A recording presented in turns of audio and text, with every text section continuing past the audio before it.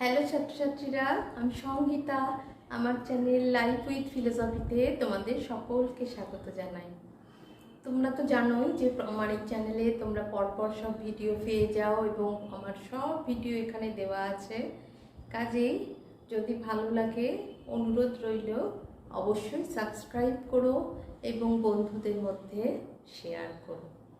ঠিক আছে, আজকে আমি কি বলবো, আমি তোমাদের দুর্ভিক্ষ কি এবং এর কারণ কি এইটা নিয়ে কিন্তু আলোচনা করব। খুবই সোজা ব্যাপারটা, মোটামুটি এটা সকলেরই প্রায় মোটামুটি জানা, একবার শুনে নিলেই তোমরা লিখতে পারবে। তা প্রথমেই হচ্ছে দুর্ভিক্ষ কথার অর্থ কি। দুর্ভিক্ষ মানে হচ্ছে ভিক্ষার অভাব। দুর্ভিক্ষ দুর্ভিক্ষ মানে হচ্ছে যেটা হচ্ছে ভিক্ষার অভাব।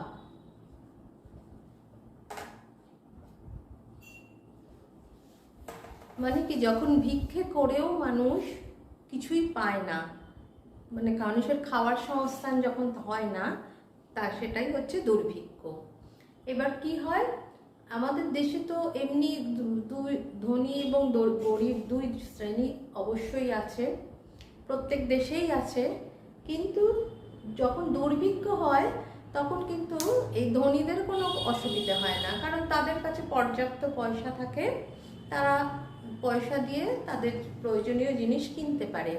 কিন্তু কারা বিপাকে পড়ে, তারা হচ্ছে গরিব মানুষরা, যাদের কাছে পর্যাপ্ত পয়সা নেই, যারা কিনতে পারে না, সেই ক্ষেত্রে তারাই কিন্তু বিপাকে পড়ে।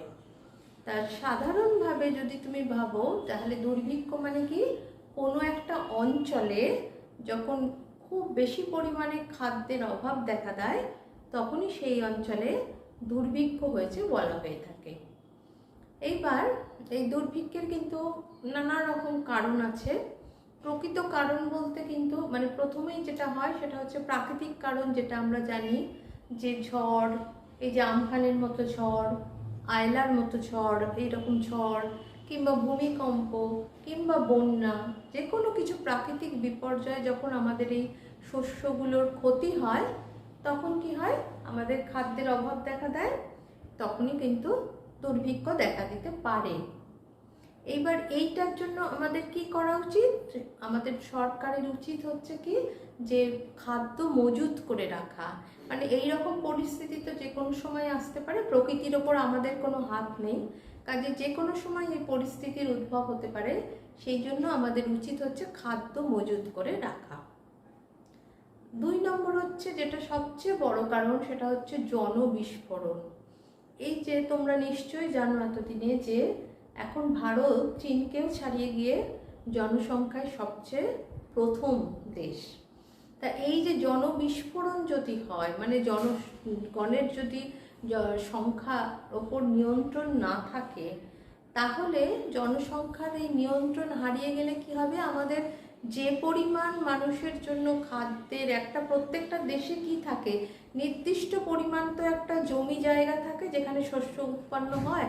এখন যদি আমাদের খাদ্যের এই বেড়ে যায়, আমাদের যে পরিমাণ খাদ্য দরকার তার থেকে আমাদের যদি বেশি পরিমাণ আমাদের দরকার হয়, তখন তো আমরা সেটার অভাব পূরণ করতে পারবো না। সেই জন্য তখন কিন্তু আমাদের দুর্ভিক্ষ দেখা দিতে পারে। তা এটার জন্য আমাদের কি দরকার, আমাদের সচেতনতা দরকার। কারণ যদি প্রত্যেক মানুষ সচেতন হয়, তাহলে কিন্তু আমরা এই জনবিস্ফোরণকে আমাদের আয়ত্তে নিয়ে আসতে পারি। থার্ড হচ্ছে কারণ, যেটা হচ্ছে মানুষ কি হয়, অনেক সময় ইচ্ছাকৃতভাবেও কিন্তু এই যে খাদ্যের অভাবের সৃষ্টি করা হয়। যেমন বহু মানুষ আছেন যারা হচ্ছে অর্থের লালসার জন্য কি করেন, খাদ্যকে মজুত করে রেখে ইচ্ছে করে তোমার একটা চাহিদা সৃষ্টি করে। মানে মানুষ সে দরকার যে সমস্ত জিনিসগুলো ধরো আমাদের ভীষণভাবে দরকার, যেমন ধরো চাল, গম, পেঁয়াজ, যেগুলো আমাদের মিনিমাম দরকার, সেই জিনিসগুলো যখন মানুষের মানে কিনতেই হবে, তখন কি হয়, যত দামি হোক আমরা কিনতে কিন্তু বাধ্য হই।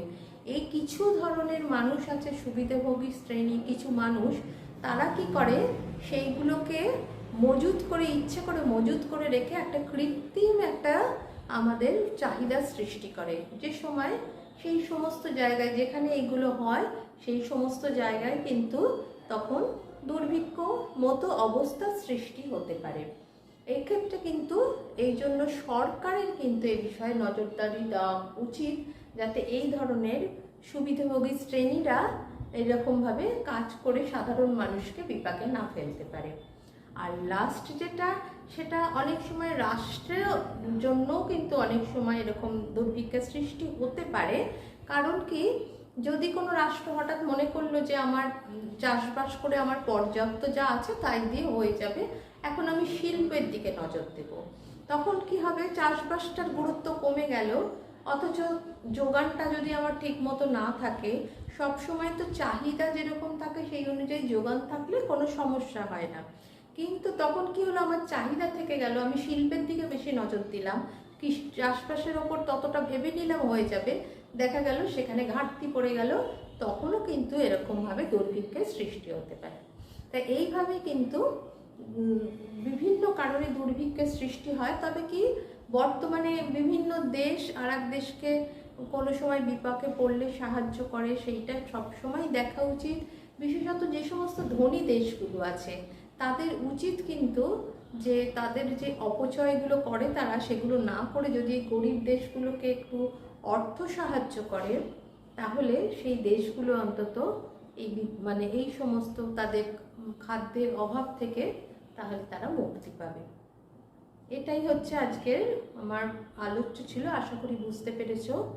আর ভালো লাগলে অবশ্যই সাবস্ক্রাইব।